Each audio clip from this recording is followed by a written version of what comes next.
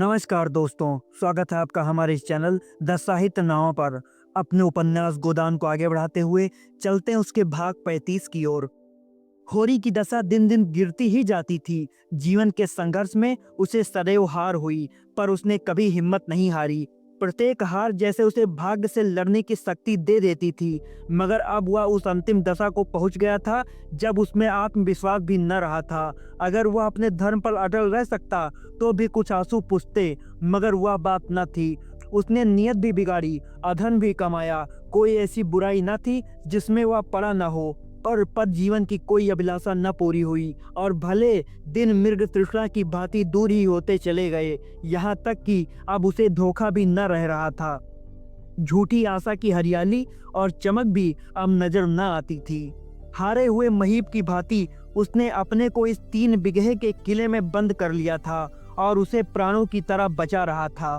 फाके सहे, बदनाम हुआ, मजूरी की, पर किले को हाथ से न जाने दिया। मगर अब वह किला भी हाथ से निकला जाता था।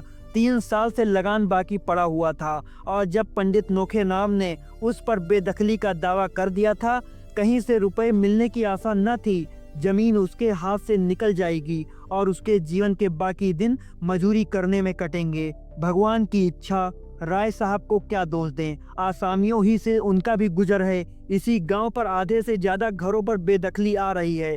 आवे औरों की जो दशा होगी वही उसकी भी होगी। भाग में सुख बदा होता तो लड़का यूं हाथ से निकल जाता।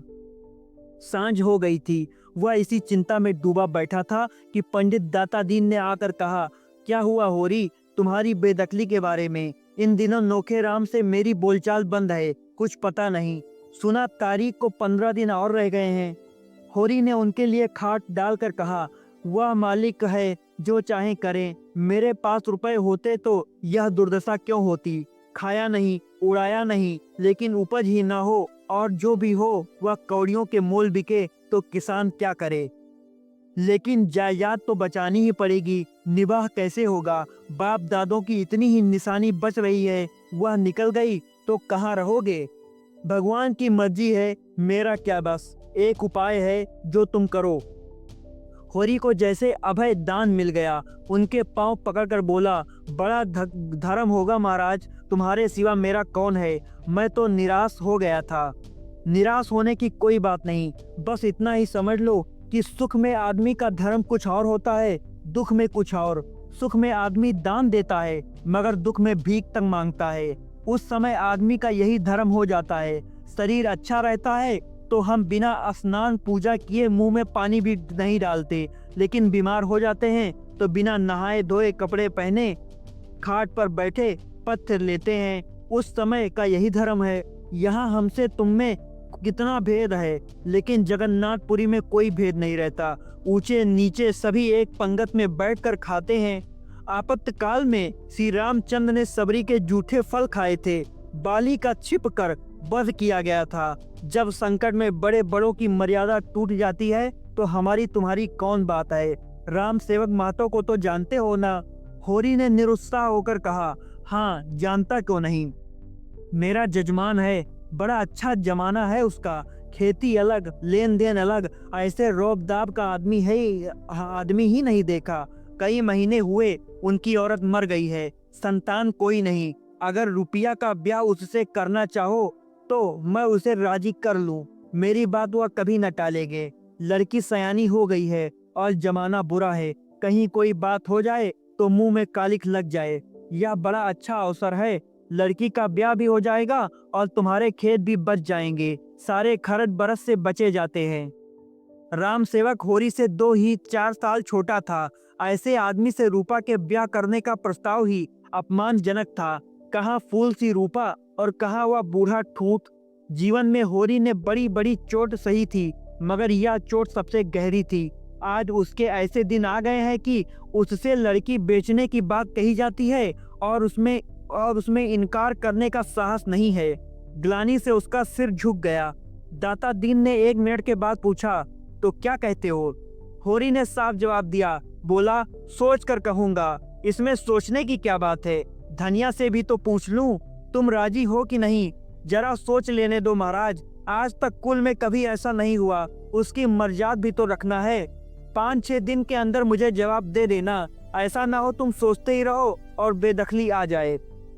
दाता दीन चले गए। होरी की ओर से उन्हें कोई अंदेशा न था, अंदेशा था धनिया की ओर से। उसकी नाक बड़ी लंबी है, चाहे मिट जाए मर्याद न छोड़ेगी, मगर होरी हाँ कर ले तो वह रो धोकर मान ही जाएगी। खेतों के निकलने में भी तो मर्याद बिगड़ती है। धनिया ने आकर पूछा, पंडित क्यों आए थे? कुछ नहीं, यही बेदखली की बातचीत थी। आंसू पोंछने आए होंगे। यहाँ तो ना होगा कि 100 रुपए उधार दे दें, मांगने का भी तो मुंह नहीं है। तो यहाँ आते ही क्यों हैं? रुपया की सगाई की बात की भी थी। किससे? राम सेवक को जानती हो? उन्हीं से।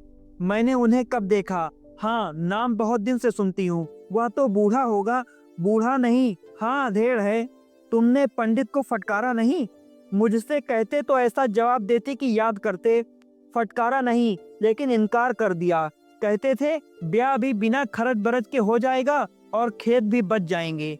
साफ साफ क्यों नहीं बोलते कि लड़की बेचने को कहते हैं? कैसे इस बूढ़े का हियाब पड़ा। लेकिन होरी इस प्रश्न पर जितना ही विचार करता, उतना ही उसका दुराग्रह कम हो जाता था। कुल मर्यादा की लाज उसे कम न थी, लेकिन जिसे असाध्य रोग से ग्रस्त लिया हो, वह खाद्य अखाद्य की परवाह कब करता है। दाता दीन के सामने होरी ने कुछ ऐसा भाव प्रकट किया था जिसे स्वीकृति नहीं कहा जा सकता, मगर भीतर से वह पिघल गया था। उम्र की ऐसी कोई बात नहीं, मरना जीना तकदीर के हाथ है। बूढ़े बैठे रहते हैं, जवान चले जाते हैं। रूपा के भाग में सुख लिखा है तो वहाँ भी सुख उठाएगी, दुख लिखा है तो कहीं भी सुख नहीं पा सकती। और लड़की बेचने की तो कोई बात ही नहीं। होरी उससे जो कुछ होगा उधार लेगा और हाथ में रुपए आते ही चुका देगा। इसमें शर्म या अपमान की बात ही नहीं है। बेशक उसमें समाई होती तो रूपा का ब्याह किसी जवान लड़के से और अच्छे कुल में करता, दहेज भी ले देता, बारात के खिलाने पिलाने में भी खूब दिल खोल कर खर्च करता। मगर जब ईश्वर ने उसे इस लायक नहीं बनाया तो कुछ कन्या के सिवा और वह क्या कर सकता है।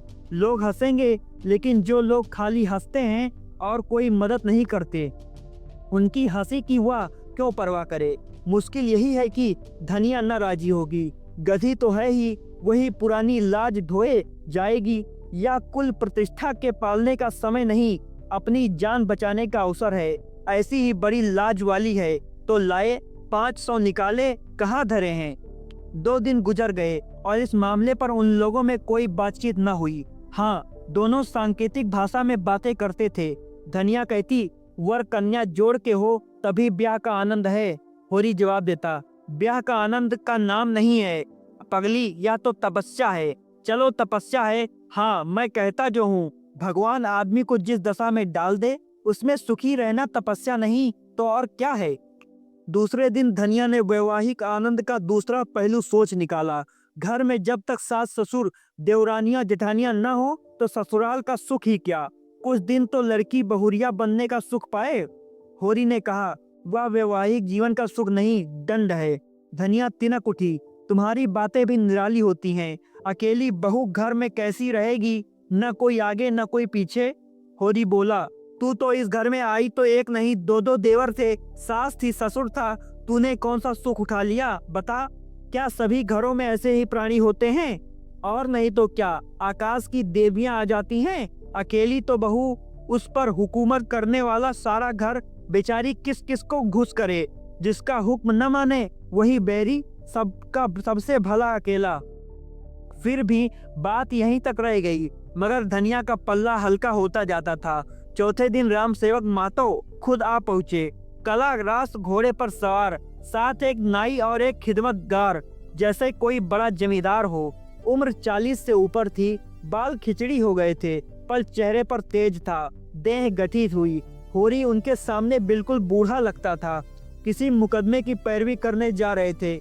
यहाँ जरा दोपहरी काट लेना चाहते हैं। धूप कितनी तेज है और कितने जोरों की लू चल रही है। होरी सहुआई की दुकान से गेहूं का आटा और घी लाया। पूरियां बनी, तीनों मेहमानों ने खाया। दाता दीन भी आशीर्वाद देने आ पहुंचे। बातें होने लगी। दाता दीन ने पूछा, कैसा मुकदमा है मातो?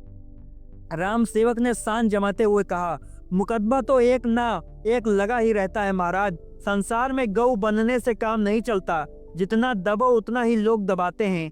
थाना, पुलिस, कचहरी, अदालत सब है हमारी रक्षा के लिए, लेकिन रक्षा कोई नहीं करता।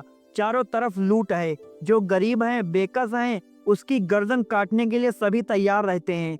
भगवान न करे कोई बेईमानी करे, यह बड़ा पाप है, लेकिन अपने हक और न्याय के लिए न लड़ना उससे भी बड़ा पाप है। तुम ही सोचो, आदमी कहाँ तक दबे।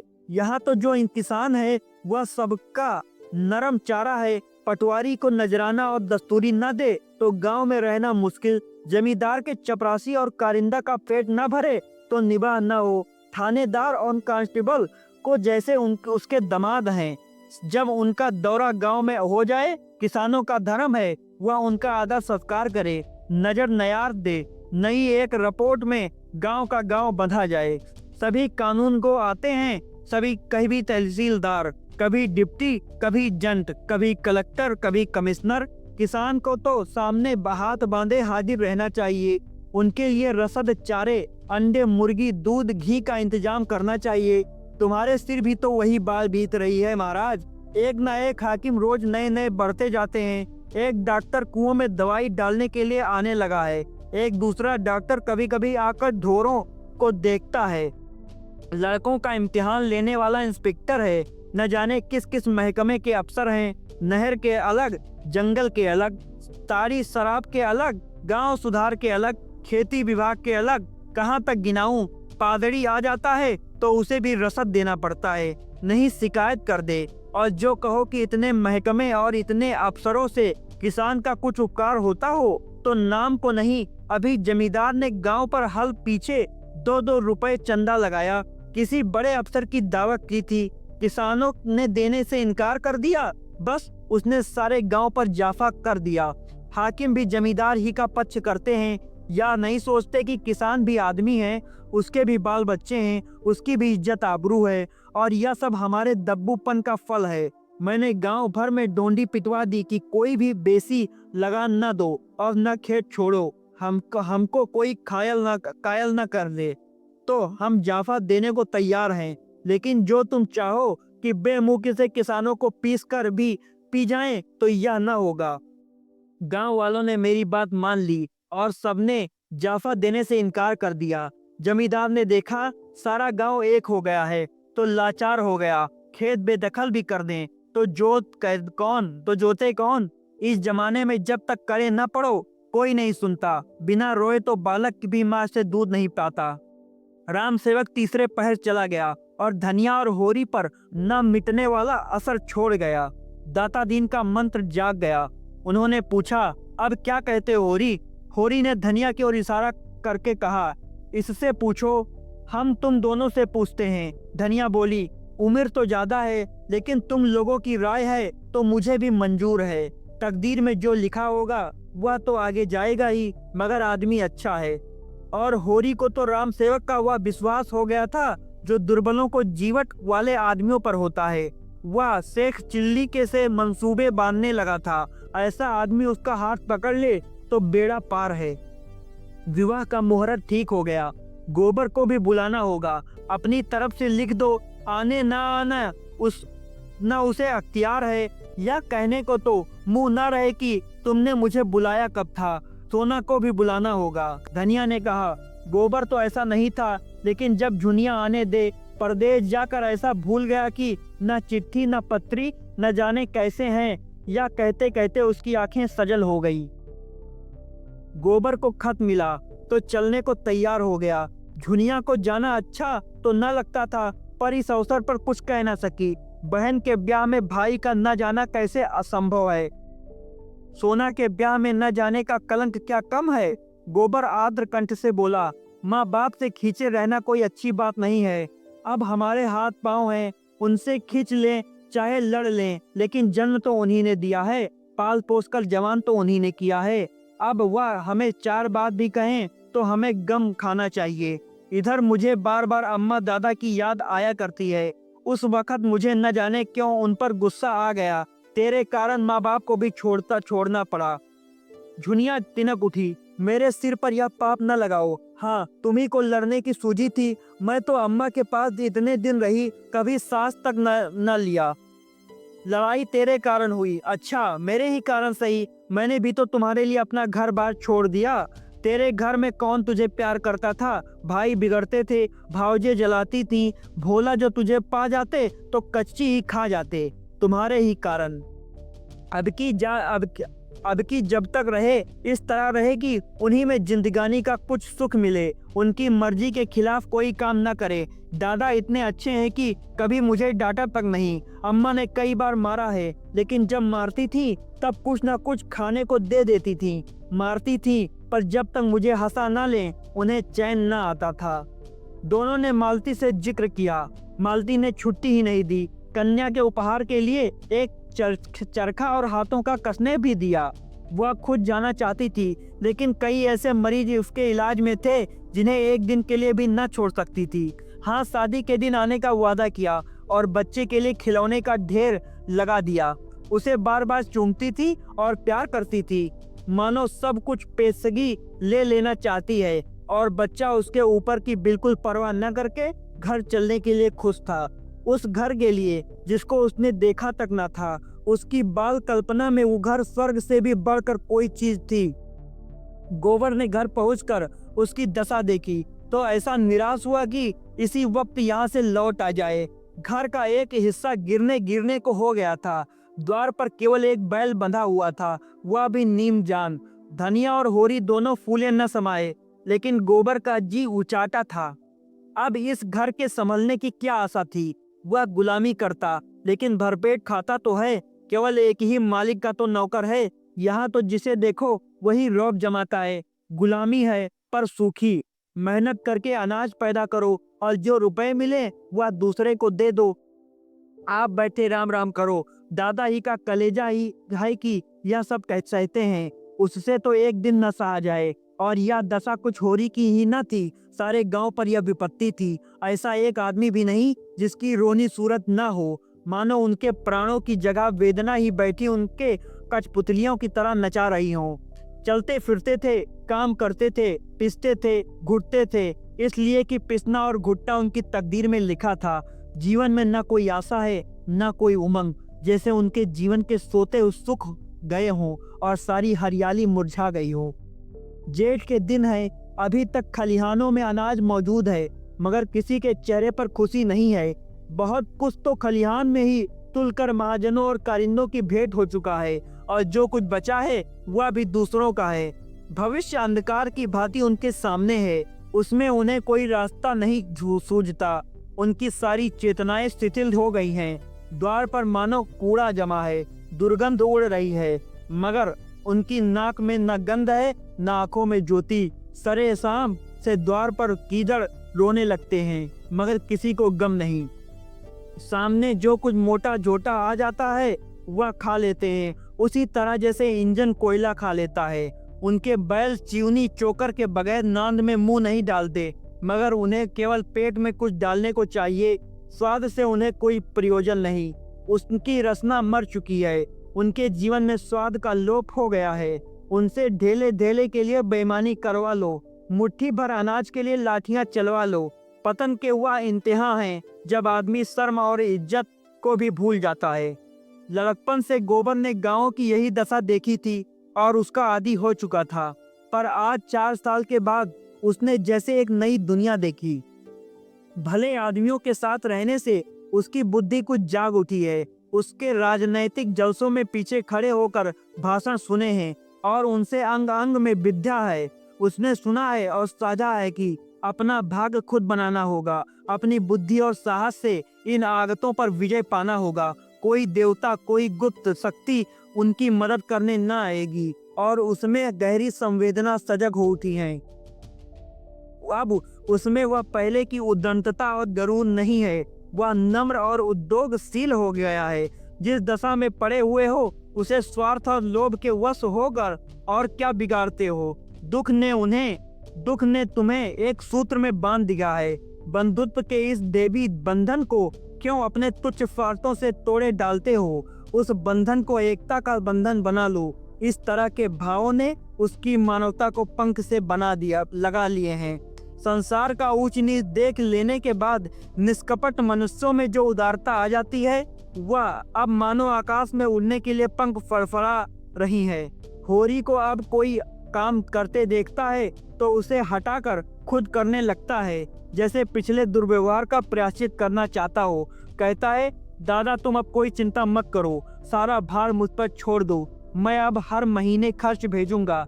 इतने दिन तो मरते खपते रहे, कुछ दिन तो आराम कर लो। मुझे धिक्कार है कि मेरे रहते तुम्हें इतना कष्ट उठाना पड़े। और होरी के रोम रोम से बेटे के लिए आशीर्वाद निकल जाता है। उसे अपनी जीर्ण देह में दैवी स्फूर्ति का अनुभव होता है।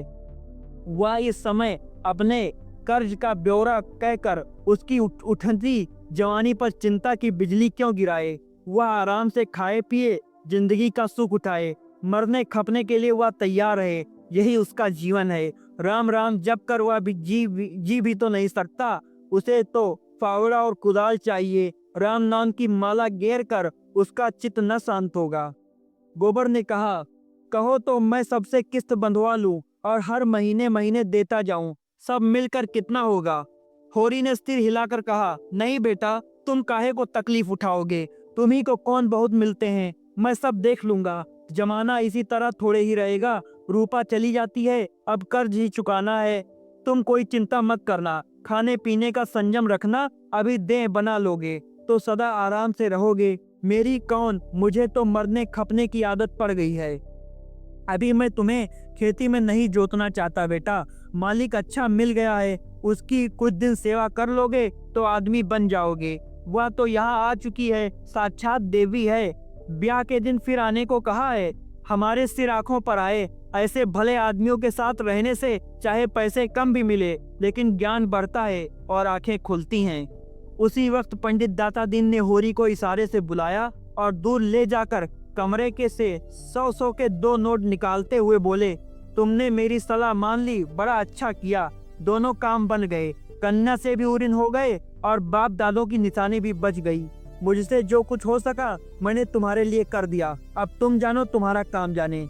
होनी ने रुपए लिए और उसका हाथ कांप रहा था। उसका सिर ऊपर न उठ सका, मुंह से एक शब्द न निकला, जैसे अपमान के अथाह गाढ़े में गिर गया हो और गिरता चला जाता है। आज 30 साल तक जीवन के लड़ते रहने के बाद वह परास्त हुआ, और ऐसा परास्त हुआ कि मानो उसको नदर के द्वार पर खड़ा कर दिया गया है और जो आता है उसके द्वार पर थूक देता है। वह चिल्ला चिल्ला कर कह रहा है, भाइयों मैं दया का पात्र हूँ। मैंने नहीं जाना जेठ की लू कैसी होती है और माघ की वर्षा कैसी होती है। इस देह को चीर कर देखो, इसमें कितना प्राण रह गया है, कितना जख्मों से चूर, कितना ठोकरों से कुचला हुआ। उससे पूछो, कभी तूने विश्राम के दर्शन किए, कभी तू छां में बैठा, उस पर यह अपमान, और अब भी जीता है। कायर, लोभी, अधम, उसका सारा विश्वास जो अगाध होकर स्थूल और अंधा हो गया था, मानो टूट टूट कर उड़ गया हो। दाता दीन ने कहा, तो मैं जाता हूँ, न हो तुम इसी बखत नोखे राम के पास चले जाओ। होरी दीनता से बोला, चला जाऊंगा महाराज, मगर मेरी इज्जत तुम्हारे हाथ में है। तो दोस्तों, यह था गोदान उपन्यास का भाग 35। अब मिलते हैं अगले भाग में और अंतिम भाग में, भाग 36 में। धन्यवाद दोस्तों।